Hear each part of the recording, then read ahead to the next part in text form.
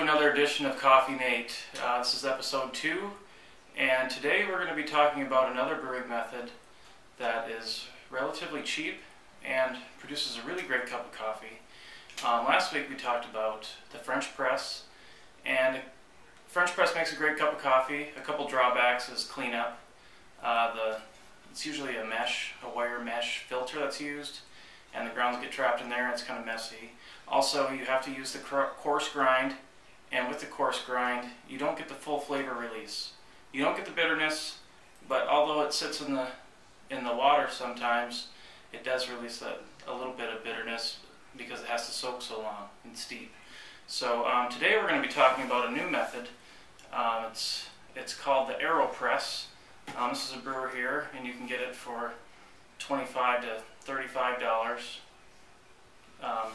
And it uses a little bit of a different method.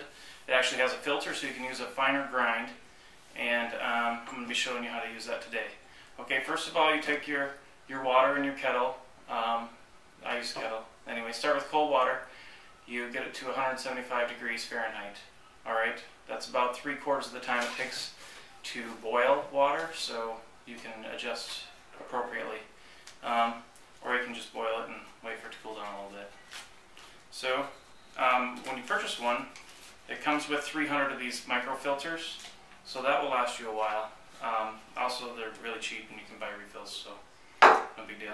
So you put the microfilter into the little plastic strainer thingy, and it screws into the bottom of the cylinder, just like so. Okay, and then you have this other part here. It fits over your cup, and fits in there like that. Okay, and so getting ready with that. Alright, today's coffee is brought to you by Shock Coffee. Shock has a couple different kinds of coffee. Not too many different varieties, but one variety is the energy blend, and it has 50% more caffeine than normal coffee. That's their little gimmick there. Personally, this one I think tastes synthetic to me. I just don't like the flavor. It's a little too acidy tasting for my taste. The organic blend is very nice though. It's a fair trade certified, little seals on the back, and it's also organic, certified USDA organic, and that's a nice full flavor, but it's very smooth. So I like it. And when you order it, you get lots of these small bags. So although you can't get it in a whole bean, you do get lots of these small bags. It comes out to like 4.5 pounds, and per pound it comes out to 8 something a pound. So it's very reasonable for a quality coffee. Much cheaper than many coffees that you buy in store. And you know, really, when you're buying a coffee at the coffee shop, if you break that down per pot, then it's ridiculously cheaper. So, and there's a few things that actually can affect the freshness of your coffee. Okay, there's 3 main things: heat, light, and oxygen. Okay, now these look like they're full of air. Okay, you see different kinds of coffee packaging, and I'm just going to put 2 of these scoops. These scoops come with the AeroPress. You see lots of different coffee packaging out there, and it's all designed to keep the oxygen away. You'll see some with valves on. They're one-way valves so the air can come out, because the beans actually emit gases as they're aging. Okay. What Shock does to prevent them from being exposed to oxygen is to actually flush them with nitrogen.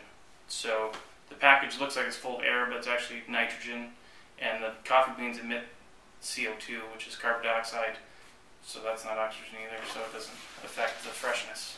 Okay, so it's not as fresh, obviously, as grinding your own or having your own local roaster, but it is very good. Okay, so we put 2 scoops in there. Alright, now you take your hot water and you fill it up to the number 2. There is a number 2 on there. Let's see how much I pour on the table this time. Okay. Alright, not too bad. Now you stir it for 10 seconds. And you take your plunger, which you got to get the little rubber seal wet, and you push it inside of here. Okay, now instead of using a drip or steeping, okay, another brewing method is pressure. So we're using pressure here, just gentle pressure, and eventually it pushes all of the water, hot water, through the grounds. Okay, now the most common method is gravity, which is your automatic drip. It's very convenient, but it doesn't produce the best flavor of coffee, okay? So you just gently press this down. And this actually, they say it makes a cup of a double espresso. I don't think it's espresso, it's basically concentrated coffee, okay? Espresso requires a certain amount of pressure, and this is not it. Anyway, so what you're left with is very strong coffee, and then you can just top off the cup to taste, okay? If you want to put some milk in there and make a latte instead, go ahead and do that. If not, you just fill up the rest of the cup with hot water, and there's your cup of coffee. Easy to go. Alright, and then you just unscrew the bottom cap, push it through, and the grounds come out, which actually make a really great fertilizer, so you can use it that way. Alright, thanks for stopping by again, and we'll see you next week at CoffeeNate.com.